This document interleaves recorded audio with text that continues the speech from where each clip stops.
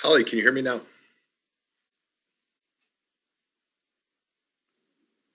Hey, yep, I can hear you.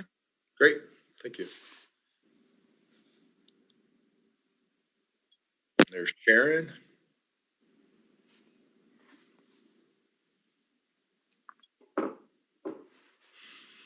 Whoever Captain Seal North is, I love your background. There you go, Tim. You got a fan club.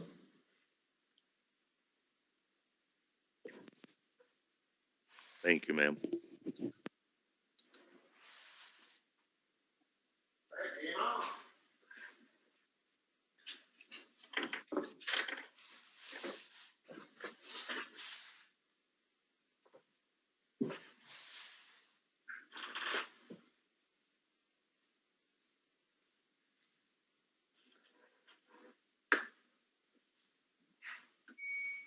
All right, Sharon. Well, welcome. It's Friday with MI Prevention. Today, our guest is Sharon McNabb. She's with the National Carbon Monoxide Awareness Association. And Sharon, why don't we take a little bit of time and share with the folks that have joined us today? Looks like we have about 38 participants right now. And tell us about what you're doing with carbon monoxide. Thank you, Kevin. I really appreciate you inviting me to speak today. It's been a real pleasure working with MI Prevention. Very eye-opening, very welcoming community, and it's a pleasure to be here today. So thank you. Okay. Hey, why don't you just explain to our listeners kind of how you and I got to know each other? Because I think there's a little bit in that story, and then how you've worked into what you're doing with MI Prevention. Absolutely. So we actually, if you don't mind, Kevin, can I step back a moment and just tell you a little bit about the organization? Yeah, let's do that. There you go. Okay, that'd be perfect. So if I can share my screen, I'll give Holly a second to do that. We started back in 2015. I had a personal experience with CO poisoning in my home. I'm an engineer, electrical engineer, and at the height of my career, I was in automotive, flying corporate jets all over, giving presentations. Couldn't believe that this was my life, bought my dream home. And slowly thereafter, I started having some memory issues. And we couldn't understand why it took 11 years to find out that CO was the cause of my health issues. So we started the nonprofit, and we started working with University of Michigan to create a CO safety strategy for the organization. And what they said was start local, build consensus, and move to the national level. And so we immediately reached out to you, Kevin, and your office. And within one phone call, we had a meeting. And it was pretty exciting because you were just basically very welcoming. You said, we just started this MI Prevention. Why don't you join us? And we were pretty excited about that. So, yeah, and that's kind of interesting. You reached out to Holly Metz. And I remember Holly sharing with me that, hey, there's this group, this National Carbon Monoxide Awareness Association, and they would like to meet with you. And we scheduled a time. And let's tell a little more about your story, because I think that 11 years, in a lot of ways having chronic healthcare problems, right, that just continue to manifest. That's tied back to carbon monoxide. So share that with we have a lot of firefighters on today, but I know we have a lot of folks who are even educators across the country that are joining us. Yeah, I'd love to. Unfortunately, I can't share my screen yet. We're working on that. Holly's working on getting that for you. So. Okay, so just a little bit more about my story is that we moved into this home and I started having memory issues, right? And that's not great for an engineer to forget, formulas. So went to the best doctors. They said that maybe you have early onset Alzheimer's. Wow. So I couldn't believe that. Like, it didn't seem possible. I was maybe 45 at the time, 43 at the time, and running marathons, Ironmans. It just didn't quite make sense to us. So kept having health issues, went back to the doctor, and he says, well, it might be time to try some medication. So I did. And after 5 years of being treated for early onset Alzheimer's, I was on 11 medications. Wow. And each one of those had varying symptoms. So by 2013, I had gone from the height of my career running marathons to walking with a cane, no job, and no explanation for the health issues. CO poisoning was caught as kind of like an afterthought. We had a plumber replacing a hot water heater. He noticed residue on top of the hot water heater. He says, you know, this is from backdraft. That means you have CO in the home. I went to my doctor that very afternoon, and he started Googling CO poisoning in my examining room. Like, he had no idea. And what he said was, oh, well, I guess we found out what's wrong with you. Wow. So, yeah, that was pretty eye-opening. And then, you know, as an engineer, especially in new technology, I'm very familiar with doing research. So I started, you know, investigating CO poisoning and trying to figure out how everyone could have missed this. And it turns out that there's open gaps in CO safety. And so we started a nonprofit to try and close up some of those gaps. And one of the first things we did was reach out to U of M Ross School of Business to help us create a CO safety strategy. Wow. Okay. So we're starting to share the screen. I apologize. Holly's computer decided at 1:45 this afternoon. When the state of Michigan wants to update your software on your computer, it like takes control of your computer. So here we go. So Sharon, let's go back to you came to visit us, but the story starts a little before that. And I think that's what you want to share with us first. So here we go. Yeah, so this is a photo of my dream house. This is a whiteboard that was hanging in my office. On the left-hand side, you see just a myriad of different symptoms I was experiencing. In the middle are different, you know, health issues that could have caused those symptoms. And then on the right-hand side, you see all the different medications I was taking. So I left this hanging in my office thinking, okay, how many other people has this happened to? And so we went to U of M, and U of M said, start small, build consensus. So we reached out to Kevin and Holly, and we started putting together a CO safety strategy, right? And we reached out to as many people as we possibly could. NASCAR actually reached out to us, and because there really isn't a ton of information on CO safety. So they reached out to us and they said, please help us create your CO safety strategy.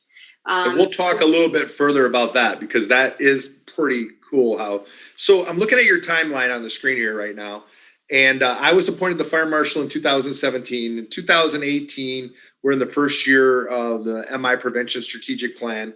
And I'm pretty sure it was in late 18. Actually, no, I know it was in early 19. And why I know that is we had gotten our AFG grant for $525,000. We got that in September of 2018.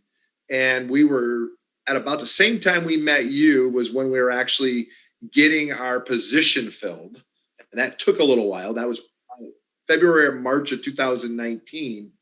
And we have 20,000 smoke alarms and about 6,000 CO detectors to put up across the state. And by the way, they all have to be up by August of 2019, because with FEMA, when you receive your grant, the clock starts. And so even I'm going through the process of with the state, getting ultimately Kimberly Pashkowski hired into that position. And you reached out to Holly, and it's early 2019. And I thought, well, we had a little bit of a, when I say we had a little bit of an issue, if you do the math on how many carbon monoxide detectors that we got versus how many smoke alarms we got, based on a lot of houses in Michigan have 3 stories, being a basement, or levels, I should say, a basement, first floor, second floor. And we were trying to figure out, we had actually more CO detectors than we had houses for them to go into at the time. And we were reaching out to local fire departments, but you came to me with an idea, or maybe we joked about this a little bit yesterday when you and I were talking. You thought the fire marshal had a little bit of a test for you. And that was, I was offering you these smoke alarms, but they had to be installed by August 31st of 2019. So let's talk about that a little bit. Challenge accepted. Yeah, you did. And how did you pull that off? Because that was, it was pretty amazing as this was going along. Explain how you went to Wayne State and made this happen.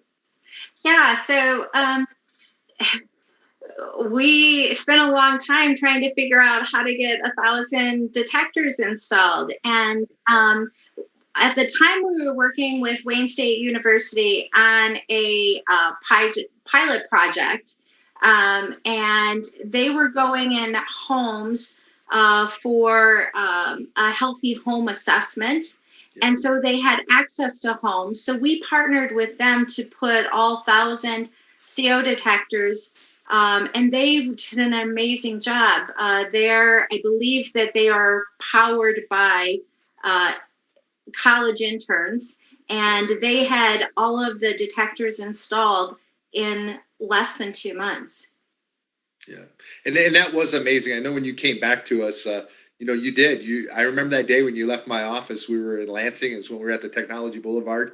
And I know we were walking out of the building, and you said, Kevin, I'm going to get these CO detectors put up. And not only that, we put them up all within the city of Detroit. And we knew that there was a need. There were a lot of areas. The Detroit Fire Department, we'd kind of been talking with them. We'd been reaching out to them. And they had a pretty strong program where they had been putting up smoke alarms. But there again, a lot of fire departments, we'll talk about that in a little bit.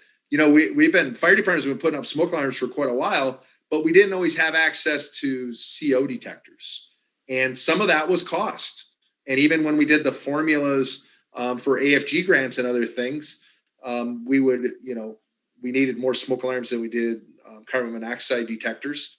And so you worked with Wayne State and AmeriCorps, which is actually a part of the American Red Cross.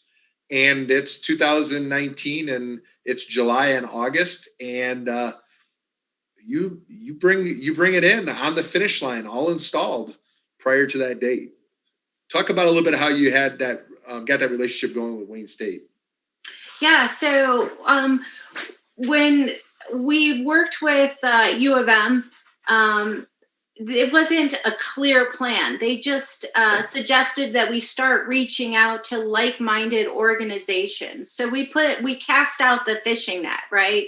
And Wayne State in their Healthy Homes program was one of those that were really interested in CO. They, especially for their asthma prevention programs, which is pretty significant in Detroit. So one of the things is Wayne State in their Healthy Homes program has initiatives where they can get appliances repaired if they're broken, but not all of the appliances. Ovens, for example, are easily moved from one house to the next, so they're not replaced. So we knew of about 100 homes that had current CO leaks in them. And so it was really important. They took this very seriously. And so this was just a really good fit for their program. Yeah. And then the other part was, I shared with you, if you remember when you and I met, was this is great. You can help us with this project. And you actually brought it back. I remember having early conversations with Kimberly Pashkowski, even of, okay, where are these going and what's this healthy homes? And you were informing us about that. Probably one of the biggest things that I learned as a state fire marshal, and I think we started to see even in MI prevention, was there's so many of these other initiatives that are out there that we can get involved with that also is working towards community risk reduction. But I also shared with you that if we were going to do this, you would have to take an active role in MI prevention. Remember that? And at first you were like, I got to do what? So I'm so glad that you've come on board and that you're working with us. And what I really wanted to share was, I have my MI prevention you coin got your right coin, here. don't you? There you go. And you get that coin when you put up 1,000 CO detectors in very vulnerable areas as quickly as you did. We for sure are going to make sure you have a coin. Okay. And but we also want to talk about, you started to, every chance you got, you wanted to talk to me about CO. And I think I was a little, I wouldn't say I was skeptical, but I was like, Sharon, I've been doing this fire thing for a while and I've been running CO calls. And, in Grand Rapids, if you were on a ladder truck, you were first due on CO calls. And, we had monitors and they would go off and we'd go to people's houses and we'd get the medical emergencies. And man, I was pretty dialed in. I knew how much CO you could have in 8 hours per the OSHA standard. That probably went back to confined space rescue, actually, training. But man, you've opened my eyes. Share some stuff with the folks today that are on the call, because we got a lot of folks from the fire service and they've been making that CO call. I'm not quite so sure we really understand CO. Yeah, so I wouldn't take any of that personally at all. Actually, CO is very misunderstood. Not to go back, not to belabor the point with U of M, but when they were creating our strategic plan, we had the opportunity to reach out to the dean of the U of M med school, and they shared some of our concerns with the dean, and the dean suggested that CO poisoning is so infrequent that it's not something that's even on their radar. And I started thinking about that, right? Okay. Yep. It's so infrequent. Well, where is the data coming from that they think that it's infrequent? I had CO poisoning pretty severely, and I'm not on any list. We started reaching out to other CO survivors, talking to them. They're not on lists. I had family members who were also poisoned. They're not on a list. So Kevin, you and I started talking about the data, right? Right. And so what we realized is that while the medical community is not taking this, as seriously as maybe they should, because the data is not there, we need to work on trying to figure out how to create better data. And I would agree with you 100% on, we need to do better with data. And that's one thing that we're looking at even with MI prevention. So yeah, you are spot on. We as the fire service definitely need to work on that. Two different types of CO poisoning, acute and chronic. Acute, very well understood. It's a single exposure to high levels. Chronic is less understood. There's poor detection. It's multiple exposures at lower levels. And really, there's no treatment diagnostic for CO. And if it's okay, Kevin, I'd like to play just a short video. Yeah, absolutely. Let's do it. This kind of explains how... We just had the most amazing family vacation. Give me just 1 second. This explains how some of the CO symptoms might go under the radar. Kathy Wilson battled a mysterious illness that left her walking like an old lady. Her daughter Ashley said the family was baffled. Over the years, it just kept getting worse and worse. Everything that was happening to her was really scary. Okay, big deep breath. Even her doctor, Mary Beth Hensley, couldn't figure out what was making Kathy so sick. She presented several times with just flu-like illness, malaise, muscle aches, fatigue. Kathy tried many medications. Specialists ran all sorts of tests. Cardiac testing, chest x-rays, MRIs of the brain, of the spine, all these things to see if something was related. I felt that we were very thorough, but didn't come up with any solution. Imagine having a flu for 10 long years. That's how Kathy felt. So who finally figured out what was making her miserable? Not the doctors. It was these guys, contractors. Yep, we kid you not. Kathy was slowly being poisoned, and the diagnosis came from the fellows who were hired to remodel Kathy's bathroom. Well, I was shocked. Turns out the furnace and water heater in Kathy's home had been improperly hooked up and leaking small amounts of carbon monoxide. The clear, odorless gas, known as the silent killer, was filling up the house in Shelbyville, Indiana. In no time, the contractors fixed the connections. Kathy is now bouncing back with renewed energy, although her voice is still weak from her decade-long ordeal. I feel great. Mentally, So I haven't been this happy, and I couldn't tell you how long. So that's just a very, very common story from CO survivors. We have many interviews, video testimonies from CO survivors, and it's just way too common. And what we found is that while the World Health Organization suggests no more than 6 parts per million for a period of 24 hours, their home CO alarms are designed to be life-saving devices, not injury prevention devices. So home CO alarms are designed to not alarm until they reach 70 parts per million over the course of 4 hours. So you can have 70 parts per million in your home for 4 hours and your alarm would not go off. So we started putting all of these pieces together, and there's many people that have, underlying conditions or just, the way they metabolize oxygen that puts them at greater risk. And then we have this little known issue that only 12% of homes in the US have functioning CO alarms, compared to that plus 90% working smoke detectors. So there's a huge disparity. And I think that this kind of helps explain why CO is so under recognized. Smoke, fire, you can feel, touch, taste, smell. CO is completely imperceptible. You have to have an electronic sensor in order to detect it.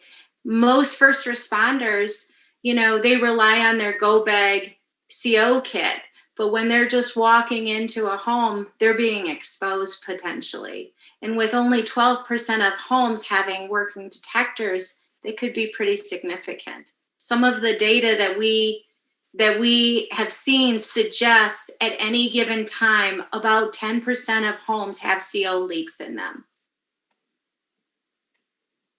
And even if you have a leak, I think this is probably something that really jumped out to me. You can have a leak that's below that 70 parts per million, and it's just accumulating in your body every day. And there again, you look at the lady that was in the video. I mean, there's definitely, her family showing you pictures. She's hardly able to move around with a cane. And that's kind of what you shared with me too. That's what you experienced over literally an ongoing, to the point where you can't even go to work anymore. Yeah, it's really disturbing. And so while starting a nonprofit was never in my future, it became something that we absolutely had to do to prevent other people from suffering from these senseless poisonings. Right. What are some other things that, we talk about the chronic, right? I mean, can we back up one slide before? Yeah. Because I think that's one of the things when we look at the fire service, and that's a lot of the folks that are on the call today or listening in on this today, we deal with the acute a lot.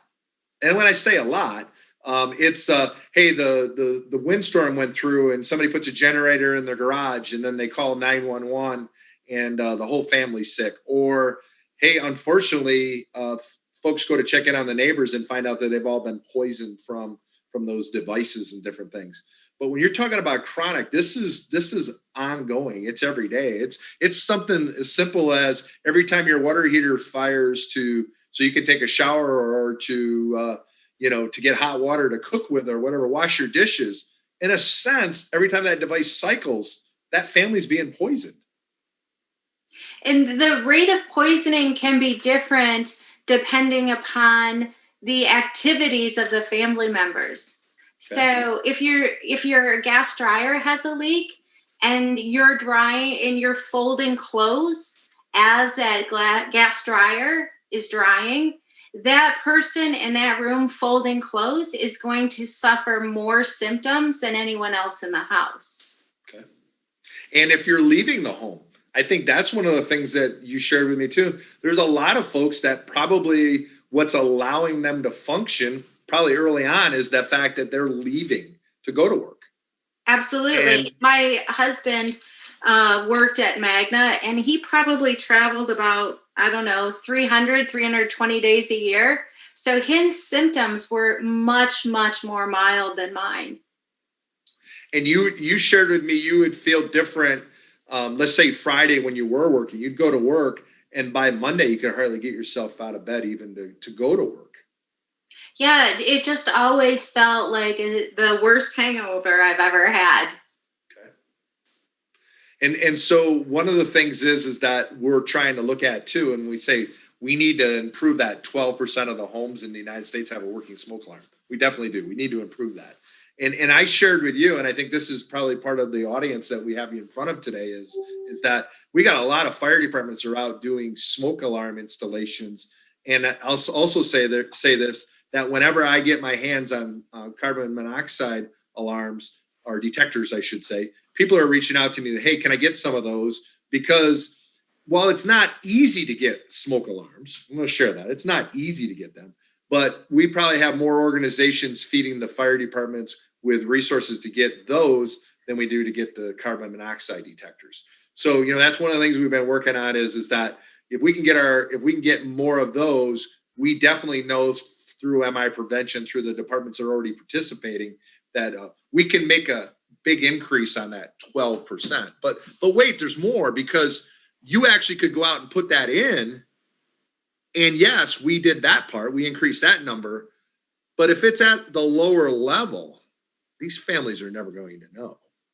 What's something that maybe could be introduced even at when I go to get my physical? I just got a physical recently. You were sharing with me, there's a device out there that they could use every time you come into your doctor's office with the flu or you don't feel good. Tell us about some of those devices, because you've really opened my eyes to there's a lot of things out there that we can look at. Yeah, so we just started this new campaign called Protect the Protectors because a lot of first responders are in and out of CO and don't even realize it. Specifically, when you're putting out a fire inside four walls, CO builds up in that environment. Now, the firefighters have their gear on, but is there an opportunity to get CO afterwards, after the gear's taken off? That's something that might need to be looked at. But we want to help first responders use all the right CO safety protocols, which means, have the right equipment. And here's a little funny cartoon. Would you put out a house fire without a hose? Of course not. Why would you be in CO without the proper equipment, right? So we're hoping that all first responders will have a little CO detector that they can wear on routine calls, during the detector installs, during overhaul and clean out, and it'll just tell them what the levels are and help protect them on a long-term basis. And then there's these new FDA approved infield breath testers. You can see a little photo right here. They're pretty small and compact. They have a little breath tube, and you breathe in and it tells you immediately what your CO levels are in your blood. This is great because typically if you suspected CO, your doctor would have to write a script for an arterial blood draw. Most labs don't do that.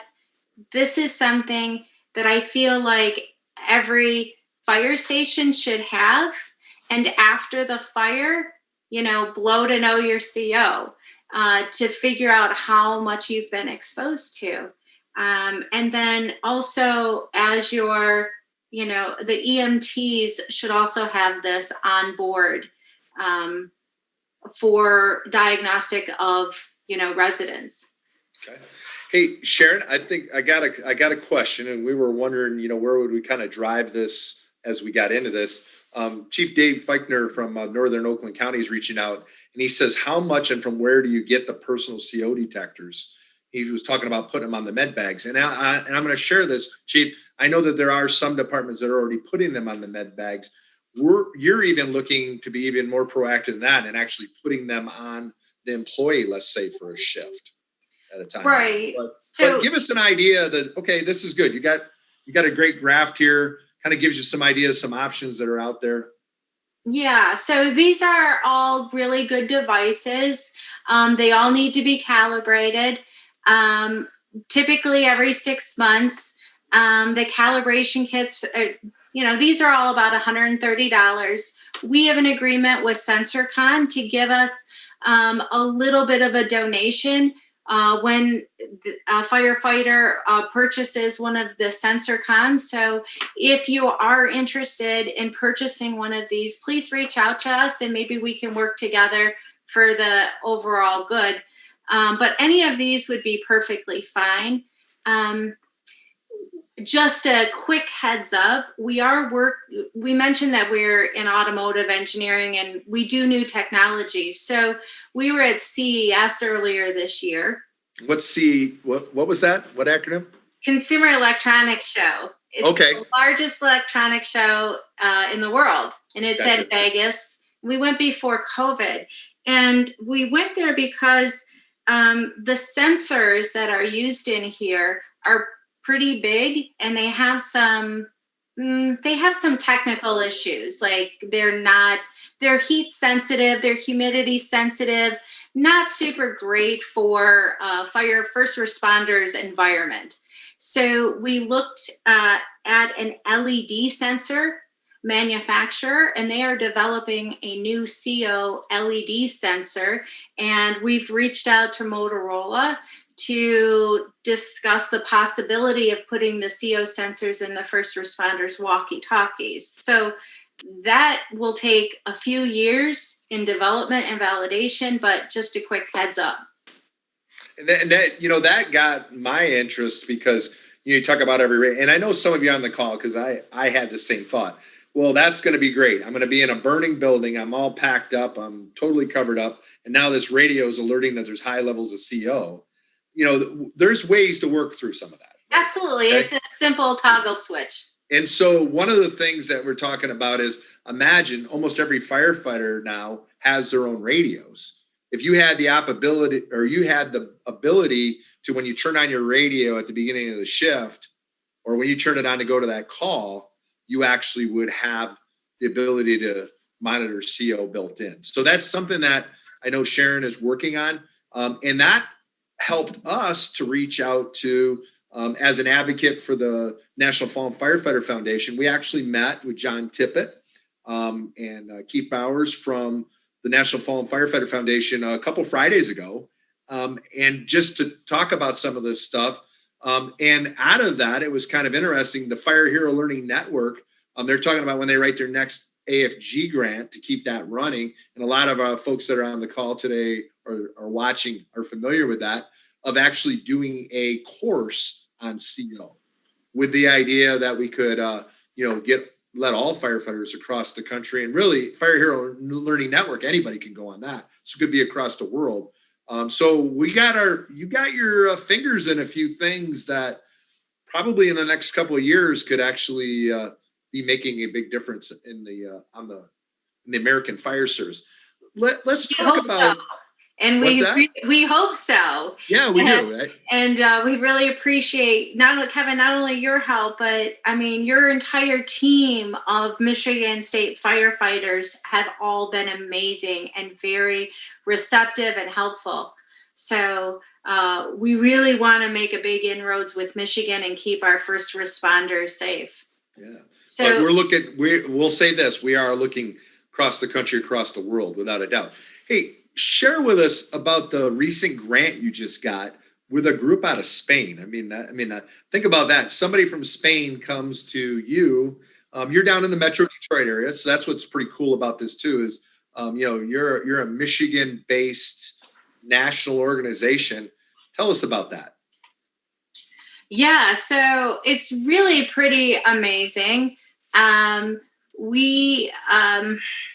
There are a group of firefighters in Spain who have experienced a number of health issues, and they were really, really frustrated at losing their firefighter members. And so IBM put out a call to inventors for Internet of Things.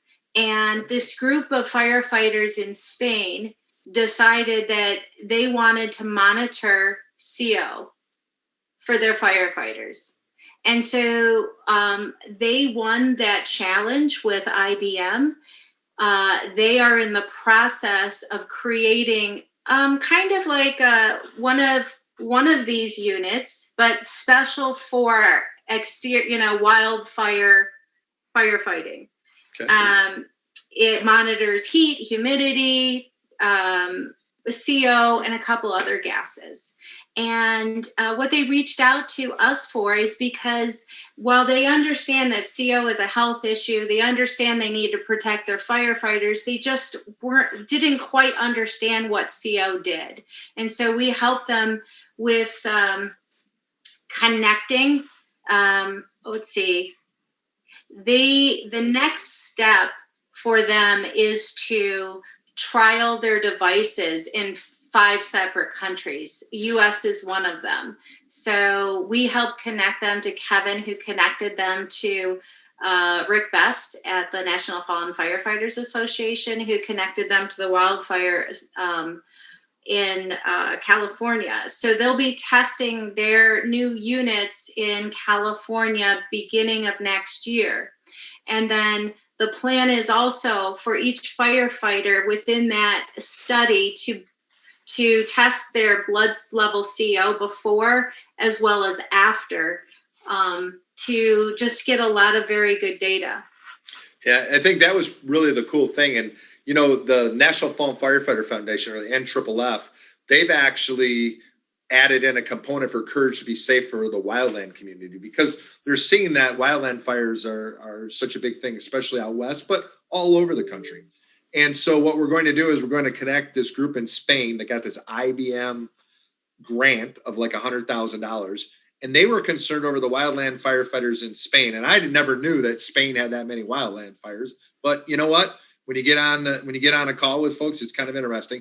But we're going to connect them with, we say California, but they need to do it within a time frame. And we've got some commitments from the wildland firefighting community that we're going to get it to wherever it has to be. It might be in Oregon that month. We hope there would be no wildland fires coming up, but we know there will be, and that we're going to do this. And that was one of the things that they were kind of surprised by is that, they don't wear a lot of breathing apparatus and stuff, and they're on the move. And how much are they picking up on a daily basis? So that'll be interesting. We get into some of the base camps and start monitoring the CO levels of our wildland firefighters as they move along. So, and in talking to Prometeo, they are interested actually in coming to Michigan also for, I'm not sure the term, but it's a staged burn. Yeah. One of the things that they looked at when she talks about the staged burn is that they wanted to look at even doing it during some live fire training. Mm-hmm. So one of the things we were looking at was working with maybe some of the community colleges that have the that have the live burn using the Class A, where they're using, and the idea is that getting the CO. But I would even say this, even when they're burning propane with the Class B live fire training props and stuff, there's got to be some CO being given off. But those are things that we're gonna work on as we move into the future. So let me share this. And believe it or not, our time's going pretty fast. We're at about 2:40 right now, which is the whole idea of It's Friday with MI Prevention. Take an hour and learn about something. So one of the things that we've been doing at MI Prevention all along is we've been trying to have an educational component. So we get together probably about every 60 days, and MI Prevention has a meeting. And believe it or not, in February of last year, because it was so cold, we really started doing virtual before we had to with the pandemic. And that virtual meeting was actually hosted by the Phoenix Society in Grand Rapids, which is for burn survivors. And they actually took time for anybody who was a member of MI Prevention. The Phoenix Society shared what they do to help burn survivors. So that's how we kind of kicked it off. And then we heard from a gentleman who represented 211, which 211 is a number that people in Michigan can call and you get services, a lot of stuff for the seniors, or your heat's turned off, or different things that are affecting you. And the last meeting that we had about 40 days ago, I asked you to take the time to talk with the members of MI Prevention and to share basically what you just shared with us. And what I would like to do, I think, Laura, you're on the call, Laura Roan, who works for DHHS, Laura, tell us a little bit about what you do with the state and kind of how you got to be part of MI Prevention. Well, my focus with the Department of Health and Human Services is injury prevention, specifically unintentional injuries. So if you are doing something that has to do with preventing injury and death, whether it be fire safety or child passenger safety, water safety, I mean, think of a way that we can hurt or die without trying. I probably have a hand in it at some degree. Okay. Wait a minute. Time out. That sounds like community risk reduction, right? Right there. And that's kind of how, and I remember when you called me, you reached out and you said, hey, I think, and I'm going to be upfront at the beginning, I'm kind of like, okay, somebody from DHHS that deals with trauma wants to, yeah, sure, come on to the first meeting, right? And you started coming to meetings. I think it's been over 2 years now, right? About that, yeah. So about 40 days ago, though, Sharon is giving us bring you up to speed on CO talk. And if you know anything about, if you get to be on Education Day with MI Prevention, I tell you up front, Sharon, you got 20 minutes, right? Keep it to 20. It's part of the meeting. We got other stuff to do, but share this. What happened from your MI Prevention meeting visit? A huge light bulb went off. I was, and it's, I mean, there shouldn't be, probably, because you have to give voice to this, but there's a degree of embarrassment that went along with this because I'm injury prevention, right? I mean, that's like finding out that I get hit by a car jaywalking. I know better, right? But listening to Sharon, hi Sharon, I started just thinking about some health experiences that I was having, and a situation that was pointed out to me with the water heater in my house that I have, again, I know better. I delayed addressing just because I live in a house that was built in 1947 and I have a huge stack of things that I have to do for it. And I'm still getting hot water. It's working. I had some people come over and take a look at it with the intent of getting it replaced. I said, I just have to pull the trigger and get this done now. And they came and looked at it and they were like, holy crap, you shouldn't have been dealing with this at all. And it's been replaced and I am completely symptom free of all the stuff that I was experiencing. My cat was sick. I mean, with these obscure autoimmune issues, and over the past 3 years she's had a series of cortisone shots and we couldn't figure out what was her deal was. Well, she was my poor little canary in the coal mine, and One of the things that I started to realize too was I spend probably half my time at my father's home. And it's typically 4 days here, 4 days at my dad's. I'm part of his inner circle of care. He's in his 80s. And I start to feel better when I'm at his house. And I get back to my house and, oh my gosh, the joint aches and pains, the vertigo, all kinds of things. So since I've had my water heater replaced, and actually the city came by and inspected the installation this morning, checked all the boxes, everything that I was dealing with is completely gone. And Sharon makes a really good point that, for health professionals to say this is such a low issue, we have to do a better job, I think, at educating our health professionals. Sharon, this is probably a sidebar on checking for this, because you're right, I'm not on any data source. I'm certainly not yet in our vital records for deaths. I didn't go to the hospital. I'm not in an emergency department record. There was no EMS run that took place on my behalf. I am in no data set. So I think that there's a huge education component to this. And I think just alerting households that you all deal with to the danger, and helping out with the education of how that could take place, generator use safety. You've got old appliances, or make sure that your water heater isn't any older than 10 years old without having it inspected, things like that. Yeah, if I could just interrupt for a second, Laura.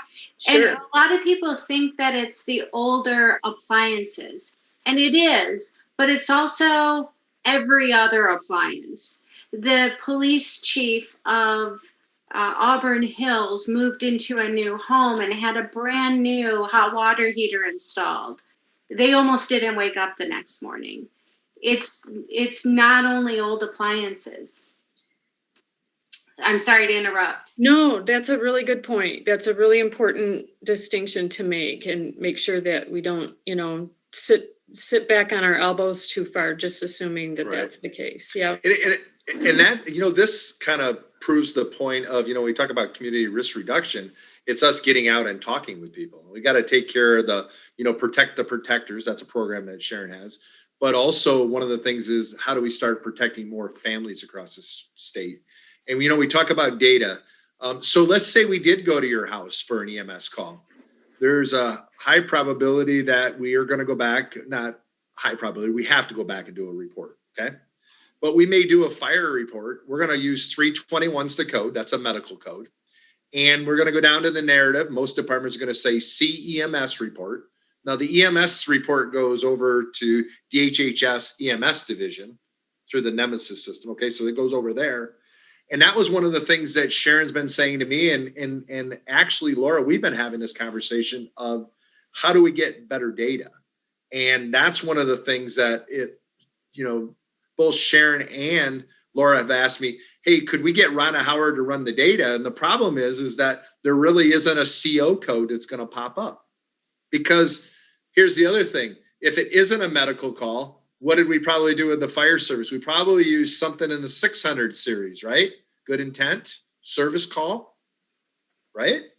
We went out to the house, we had a monitor, it didn't really show that much, or we said, oh, you got high levels, call somebody. They would reach out, right, to their furnace provider or the gas company or somebody like that. So this is one of the things that we're going to focus on as we move forward. Laura, I'm so happy that you are part of MI prevention. And further, I'm so happy that something that we shared just at a meeting amongst our peers helped you to deal with a health issue. You are my heroes. Thank you. Well, thank you. And you also play a big role with all the trauma networks throughout the state and stuff too. So, which is really that whole community risk reduction. So here's what I would like to do if we can. We're coming up on about 2:48, so we got about 12 more minutes. And you talk about the stars kind of aligning, okay? So Sharon, comes to visit me. We get involved in MI prevention. We're having the meetings. We got MI prevention up to almost 400 participants across the state, which is pretty amazing in itself. We've got a couple of hundred fire departments that are involved across the state, and it's growing every day. Andy, you on the call from Alpena Fire? Yes, I am. I'm here, Kevin. So what you reached out to me this morning? Yeah. And what did you run into? Well, last night we had a really feel good story. I really promote community risk reduction as the captain here of the Alpena City Fire Department. And the men and women I work with, they take it out to the street. They're the boots on the ground. So I encourage them to look for any problems when they're on these EMS calls. And all our first in bags carry one of these little Honeywell 2-year alarms, and they're always active. So they went to a house just outside the city for a choking kid, and they arrived on scene, and almost immediately this alarm went off. They didn't tell me the numbers, how high it went, but it went off. They immediately cared for the kid. It took the kid and the mother to the local hospital. But then they called me at home and said, hey, we got to do something for this family. We don't know if there's a leak in the house, but it went off. I was lucky enough to have a CO alarm here in my office. I gave that to them. They ran it back up to the hospital and told the family, when you get home, if this goes off at all, to immediately leave the residence and call 911. And it wasn't long after they arrived home that it went off. And they immediately called 911. And we're happy to say they're all safe today. They've had a furnace repairman out there, and they had a leaky furnace. Now, the question is, was the little 2-year-old choking, or was he having some form of seizure from the CO? That's what the mom was going to follow up today with family practice and back to the ER. So I can't say enough. I'm lucky here in Alpena that I just recently got a grant from Northeastern Michigan Community Foundation for $3,000. And through my prevention, I'm buying $3,000 worth of carbon monoxide alarms through Home Depot. So I'm pushing this little device, and it's awesome. And it's a feel-good story. It just happened yesterday. Well, Andy, thanks for sharing that. And isn't that pretty amazing how we're all coming together? And I can tell you that probably everybody on this call today has their CO story. And I say that, especially if you've been doing EMS or you've been in the fire service for a long time. But we're definitely, we're going to continue to work hard to reduce the number of fire fatalities in the state. But we also got a lot of other work that we need to take care of. As Laura brought up, probably go underreported. If you really think about it, a lot of the people that we transport with flu-like symptoms could actually be back to this. So Andy, it starts with having them on the bags. That's definitely something we're going to push for next year, is how do we get every first responder, first due bag going in, having one of these on, so that the idea that, and I know a lot of you are saying, well, we're doing that. I guarantee you there's 1,114 fire departments in this state. And I'll bet there's more that don't have them than have them. So we've got some work ahead of us. This was the whole idea of the topics that we're going to work on. It's Friday with MI prevention. We're going to do about every month, every 5-6 weeks. Sharon, thank you so much for reaching out to the state fire marshal and taking the time to call Holly and see if we could get together, because I'll tell you what, you've already made a huge impact in MI prevention. You made a huge impact in our state. And I want to thank you for everything that you're doing. I would like to we've got a few minutes here, got about 7 minutes, trying to keep this under an hour. Does anybody have any questions that they would like to ask Sharon? Because I think we've got a lady here, let's face it, she's a survivor herself, right? From carbon monoxide poisoning. Any questions that you'd like to ask? You can raise your hand, you can unmute your mic. While we're waiting on that, Kevin, do you mind if I just throw my screen up for one more time? Yeah, absolutely, you should. I appreciate that. So we are in the process of creating monthly newsletters. So if anyone is interested, we'd love for you to go to our website, ncoaa.us, and sign up to receive our monthly newsletter. Okay. And you're going to continue. And you know what? We thought we had an hour. And I know when we talked the other day, we wondered whether we'd be able to fill the whole hour. You still didn't talk about NASCAR. NASCAR had a near miss last year with Denny Hamlin, right? One of their drivers. Yeah. And it's so cool that, this big, it's a big time sport. It's reaching out to who? Sharon in Southeast Michigan with the National Carbon Monoxide Awareness Association. So we'll talk more about in the future about where that's going, but keep up the good work, please. You are making a difference across the state, and hopefully for the 70 people that took the time to tune in today, that we've shared some good information with you. Hopefully we got you thinking a little bit differently about CO. And then also we need to put our heads together and how do we finance the stuff that we need to make a difference? Andy brings up a big point. He got a $3,000 local foundational grant. I think Chief Yance is on here today from NISA. Him and I were talking here about 2 years ago, and I didn't have any smoke alarms for him at the time, and he had the need in the community. And he said, Kevin, I reached out to the Rotaries and the Aquinas clubs and the Rotary and the different clubs that are out there. Those folks are looking to get money in their community all the time. And that's something that we focused even in MI prevention meetings. We had one of our 20-minute sessions was, how do you get all these little grants? Well, think about it. If 100 of you could get a couple $1,000s, how much effort are we putting across the state into some of these things? So don't sell short the $1,000 ask. And also be prepared if you go to a lot of these groups and organizations, the Lions Club, it could be a local foundation. Be prepared to say at the end of the time you speak on a topic, if they asked you, hey, if we had about $3,000, what would you do with it? You got a whole lot better chance of getting that money if you got, well, this is what I do with it. So Andy, keep up the good work. A lot of you on this call are doing a lot of great things. I do want to share this. The next MI prevention, It's Friday, is going to be involving youth fire setting. And that's where we're going to the next time we get back together. We'll get that posted on the calendar. We'll get that out there. Like I said, I wanted to take an hour. Hopefully we've given you something to think about. Sharon, thank you so much. Laura, thanks for sharing what you found by this little bit of information that's made a difference in your life. Andy, keep up the great work up there. Little old Alpena Fire Department has a community risk reduction captain. Andy, you are doing great things. I know you've always said you'll work with anybody who wants to know how you're doing it too. So thank you, everybody. Be safe, stay healthy, and we will talk with you all soon. Thank you, and have a great day. Thank you so much. Take care.